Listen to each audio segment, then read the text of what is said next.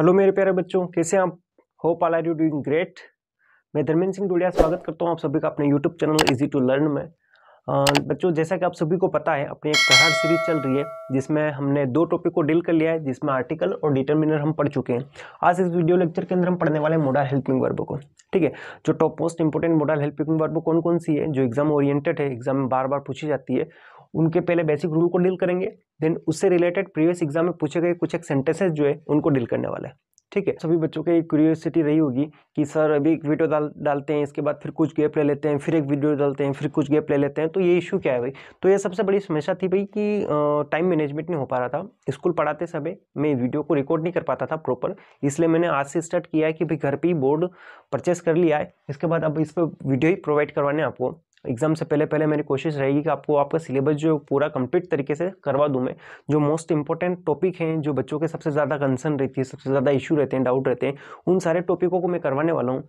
Grammar तो मैं करवा ही दूंगा ऑलरेडी, लगभग ग्रामर के ऊपर तो बहुत सारे वीडियोस मैंने बना भी रखे हैं। इसके बाद अपना राइटिंग सेक्शन जो टॉप मोस्ट इंपॉर्टेंट है, बच्चों को काफ़ी डाउट्स रहते हैं उसमें, उसको भी मैं करवाने वाला हूँ। बहुत जल्द उसकी भी सीरीज़ लेके आने वाला हूँ, कंटिन्यूसली वीडियो में प्रोवाइड करवा दूंगा आपको वहाँ पर। इसके बाद अपना राइटिंग सेक्शन होने के बाद भाई अपना आ जाता है अनसीन पैसेज वाला पार्ट, रीडिंग सेक्शन। तो मैं अनसीन पैसेज के ऊपर भी एक धमाकेदार वीडियो लेकर आने वाला हूँ, जिसमें हम अनसीन पैसेज को कैसे ईजी तरीके से डील कर सकते हैं, क्या क्या ट्रिक्स हमें अनसीन पैसेज को सोल्व करते हुए रखनी चाहिए, उन सभी के बारे में हम डिस्कस करेंगे। लेकिन आज टाइम में सिर्फ और सिर्फ मोडल हेल्पिंग वर्ब पढ़ने का, तो इस टाइम को वेस्ट ना करते हुए इस वीडियो के अंदर हम उसी को पढ़ने की कोशिश करते हैं और जल्द से जल्द मोडल हेल्पिंग वर्ब के जितने भी डाउट है, जितने भी कॉन्सेप्ट है इसके, उन सारे कॉन्सेप्ट को वन बाय वन क्लियर करने की कोशिश करते हैं। तो देखो, मॉडल हेल्पिंग वर्ब जो टॉप मोस्ट एग्जाम में पूछी जाती है, उनमें होता है बेटा अपना एक तो कैन, इसी के जैसा एक यूज होता है अपना कुड, ये दोनों। इसके बाद एक होता है बेटा अपना मे, और इसी के जैसा यूज होता है अपना माइट। ठीक है, इसके बाद एक होता है अपना मस्ट, और इसी के जैसा एक और यूज होता है अपना ought to। ये पेयर है बेटा, ought to की एक ही साथ पेयर चलेगी। ठीक है, इसके बाद कुछ और अगर बात की जाए तो एक होता है अपना शुड। ठीक है, इसके बाद एक वुड को भी यूज किया जाता है। इसके बाद अगर हम थोड़ा डिटेल नॉलेज अगर लेना चाहें और ज़्यादा मॉडल हेल्पिंग वर्ब को आपको पढ़ना है अगर, तो इसके लिए ये देख सकते हैं आप हैज़ टू, हैव टू और हैड टू।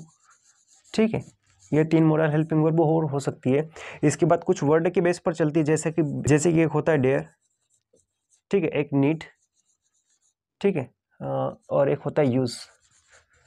ठीक है, इनको भी हम यूज़ करते हैं कभी कभी, ये तो काफ़ी कम ही आते हैं और इनके जैसे वर्ड होते हैं, जैसा उसका सेंस निकलता है उसी बेस पर इसको यूज़ कर लिया जाता है। अब हम शुरुआत करते हैं कैन और कुड से। कैन और कुड इनको कहाँ यूज़ करते हैं? तो बेटा ये दोनों के दोनों जो है ना, कैन और कुड, ये हमारी शारीरिक क्षमताओं को, अपनी शक्ति जो होती है, पावर जो होती है, ताकत जो होती है, उसको व्यक्त करने के लिए किए जाते हैं।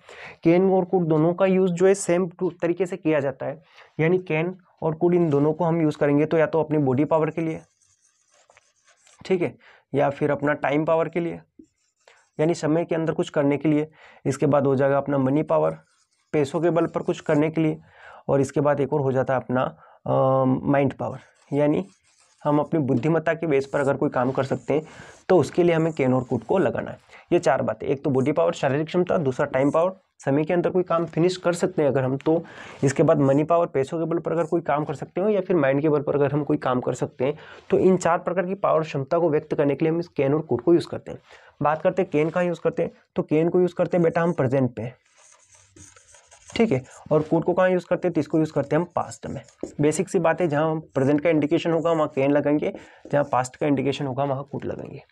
देन अगली बात करते हैं मे और माइट को। तो इन दोनों को ही हम तीन तरीके से यूज़ करते हैं, या तो परमिशन के लिए सबसे ज़्यादा परमिशन, इसके बाद दूसरे नंबर पर आ जाता है बेटा अपना पॉसिबिलिटी, एंड देन बात करें हम तो विश, जो हमारी हार्दिक इच्छाएं जो होती है, दिलो कामनाएं होती है, हम किसी के प्रति व्यक्त करते हैं ना, तो उनको व्यक्त करने के लिए हमें क्या करना है, मे और माइट को यूज़ करना है। फिर सेम बात की मे कहाँ लगाएं, तो मे को यूज़ करेंगे हम प्रेजेंट में, ठीक है, और माइट को यूज़ करेंगे हम पास्ट में।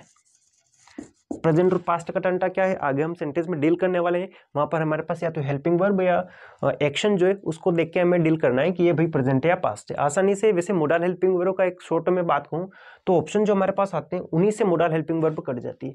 और फिल इन द ब्लैंक्स के अंदर सबसे पावरफुल अपने पास रिसोर्स यही होता है, एसिड यही होता है कि भाई ऑप्शन देखो उसके बेस पर डील करो, अपने आप अपने फिल इन द ब्लैंक्स जो सही हो जाएंगे। देन बात करते हैं मस्ट और ought की। तो मस्ट और ought इन दोनों को भी हम सिमिलरिटी के साथ में डील करते हैं क्योंकि दोनों का यूज लगभग सेम होता है। ठीक है, तो मस्ट कहाँ लगाते हैं, जब हम कर्तव्य की बात करते हैं, कर्तव्य, ठीक है, आवश्यकता, कर्तव्य आवश्यकता हो गया, अनिवार्यता होता है, अनिवार्यता, और इसके बाद बाध्यता।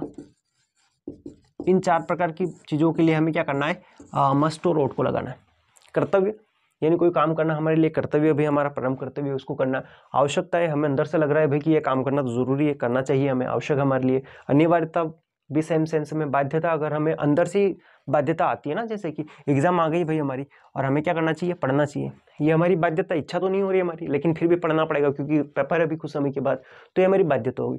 अच्छा, ये अनिवार्यता भी है, आवश्यकता भी है, तो इन सारे सेंस के लिए हमें क्या करना पड़ेगा, मस्ट को यूज करना पड़ेगा। और इसके जैसे हम ought को भी यूज कर सकते हैं इन्हीं बातों के लिए। लेकिन ought में और मस्ट में डिफरेंस क्या है फिर, तो ought में इतना सा डिफरेंस है कि ought जो है वो राष्ट्र के प्रति समर्पित भावना जो होती है उसके लिए, राष्ट्र के प्रति सबसे मेन बात है कि इसमें राष्ट्र की भावना जो है उसको अहमियत दी जाती है, राष्ट्र सर्वप्रिय होता है इसमें। देन बात करते हैं हम शूट की। तो शूट को कहाँ यूज करते हैं, तो बेटा रायचंद बन जाओ आप, शूट लगा दो मतलब रायचंद, एडवाइस देने के लिए। ठीक है, दुनिया की जितनी भी सारी एडवाइस है वो दे दो आप शूट लगाकर। कैसे भाई, कि आपको कहूँ कि भाई आपको इंग्लिश बोलना चाहिए, तो ये डिपेंड करेगा आपके ऊपर कि आप उसको सीख रहे हो या नहीं सीख रहे हो, आप इंग्लिश बोल रहे हो या नहीं बोल रहे हो। या फिर यूँ देखा जाए क्लास में सबसे मोस्ट इंपॉर्टेंट कि किसी के बाल बड़े बड़े होते हैं तो टीचर बोल देते हैं उसको कि भाई तेरे हेयर कट करवा ले, और वो सामने वाला स्टूडेंट करवाए नहीं करवाए उसके ऊपर डिपेंड करता है। फिर वो बात अलग है कि पनिशमेंट मिलेगा, वो सब अलग चीज़ है, लेकिन वो उसके ऊपर डिपेंड करेगा कि वो हेयर कट करवाएगा या नहीं करवाएगा। यानी एडवाइस जो होती है वो सामने वाले के ऊपर डिपेंड होती है, वो माने या ना माने, उसको बोलते हैं एडवाइस। वहाँ क्या लगाएंगे हम, शूट को लगाएंगे। देन बात करते हैं वुड। ये क्या होता है बेटा, ये विल जो है ना इसी का पास्ट फॉर्म है। ठीक है, विल का पास्ट फॉर्म, विल जहाँ यूज होता है उसी को पास्ट में यूज कर लिया जाता है, तो वहां पर वुड लगाना पड़ेगा हमें।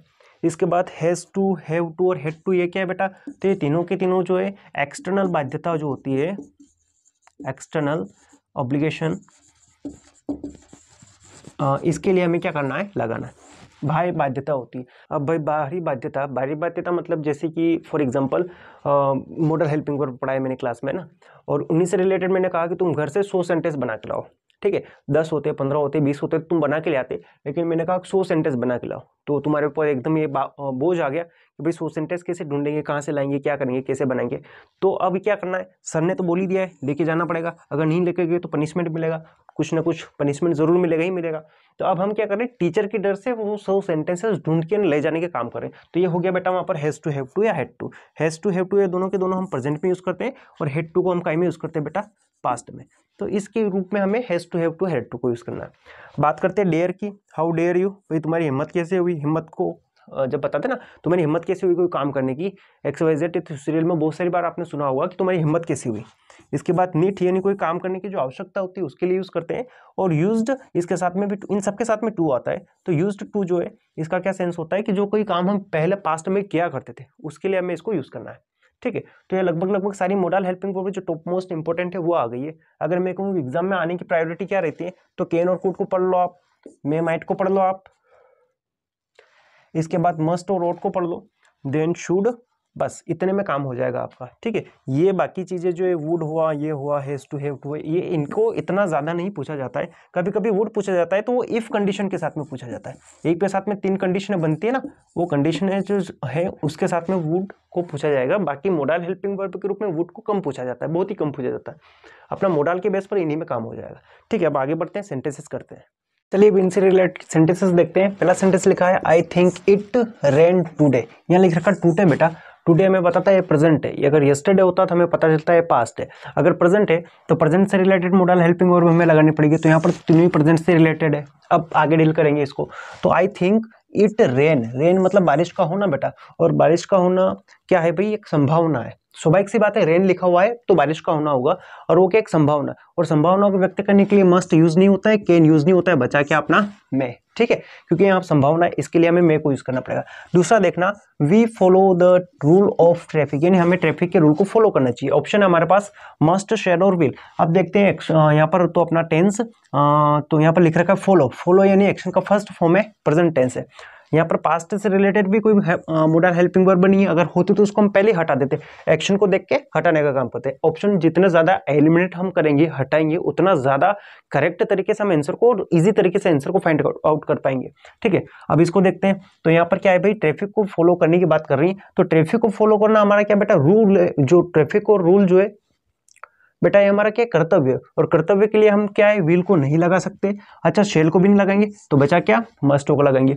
अच्छा, एक और समझना, यहाँ पर इस फॉलो के आगे क्या होता बेटा, टू होता।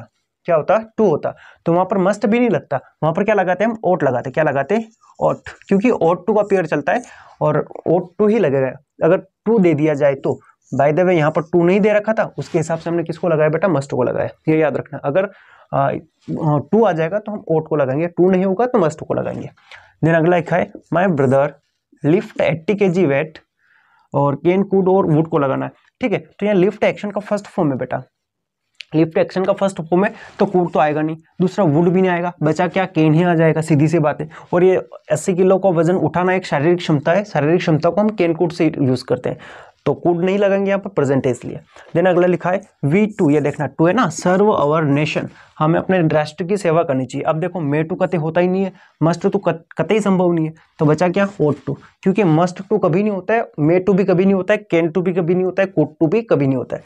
होता क्या है बेटा, ओट टू, इसके बाद has to, have to, had to, ये होते, तो यहाँ पर उट टू हो जाएगा, क्योंकि यहाँ पर टू दे रखा था। बाय द वे टू नहीं होता तो किसको लगाते बेटा, फिर तो हमें मस्ट लगाना पड़ता, किसको लगाना पड़ता बेटा, मस्ट को। देन अगला सेंटेंस है, यू विल लीव, है ना, यू लीव लॉन्ग, सेंटेंस अपना यू लीव लॉन्ग, और पीछे भाई एक्सक्लेमेशन मार्क लगा रखा है, यहाँ पर लगा नहीं होगा इसलिए मैं लगा देता हूँ।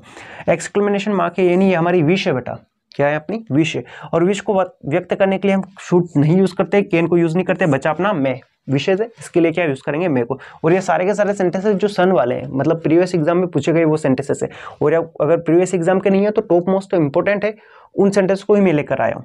अगला लिखा है आई कम इन सर, और पीछे लगा रहा है क्वेश्चन मार्क। क्वेश्चन मार्क मतलब हम पूछ रहे हैं किसी से, परमिशन ले रहे हैं, ठीक है, क्योंकि टीचर इसलिए परमिशन ले रहे हैं, और टीचर से परमिशन जो ली जाती है वो पोलाइट वे में ली जाती है, और पोलाइट वे में जब परमिशन ली जाती है तो उसके लिए हमें माइट लगाना पड़ेगा, और सॉरी मे लगाना पड़ेगा, और अगर पास्ट होता तो हम माइट लगा देते, लेकिन ये प्रेजेंट है, यहाँ पर कम लिख रखा है, प्रेजेंट एक्शन का फर्स्ट फॉर्म है, तो यहाँ हम माइट नहीं लगा सकते, मे को लगाना पड़ेगा, शुड नहीं लग सकता।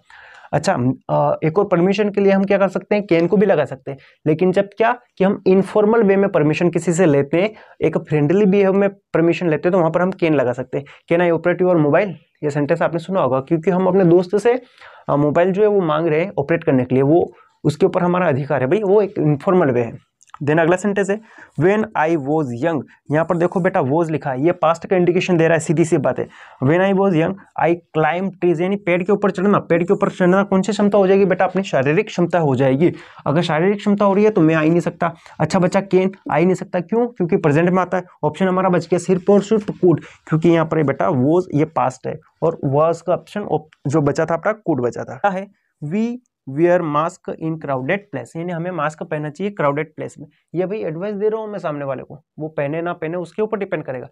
क्राउडेड प्लेस है, मास्क पहनो, नहीं तो कोरोना हो जाएगा, ठीक है। तो ओट कतई संभव नहीं है, ठीक है, क्योंकि राष्ट्र के प्रति समर्पित भावना है, यहाँ तो राष्ट्र की बात हो ही नहीं रही भाई, स्वयं के लिए बात कर रहे हैं हम।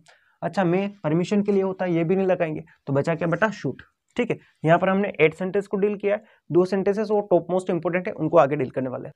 देन अगला सेंटेंस अपना कि I buy that mobile if I had money, यहाँ पर बेटा इफ कंडीशन है, ये क्या है, इफ कंडीशन है, मोडल हेल्पिंग वर्ब कैटेगरी में नहीं है बेटा, इफ कंडीशन कैटेगरी जो उसके अंदर हमें इसको पढ़ना है। इफ कंडीशन को मैं अच्छे से आपको यहाँ समझा देता हूँ बेटा। इफ जब किसी सेंटेंस में आ जाता है तो उसकी 3 कंडीशनें बनती है। कितनी कंडीशन बनती है, 3।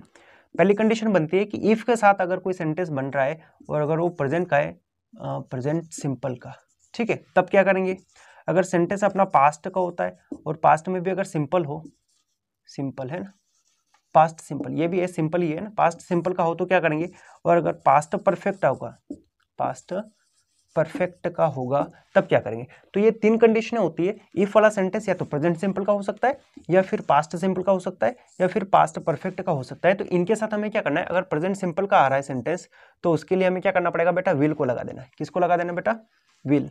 ठीक है, तो यहाँ लगा देंगे विल। अगर पास्ट सिंपल का होगा, काई का होगा वो, पास्ट सिंपल का कैसे पहचानेंगे, आगे हम बात कर रहे हैं उसके लिए। तो वहां पर हमें लगा देंगे पास्ट सिंपल में वुड को, और अगर अपना पास्ट परफेक्ट का हो रहा है तो वहां पर हम किसको लगाएंगे बेटा, वुड हैव को, वुड हैव।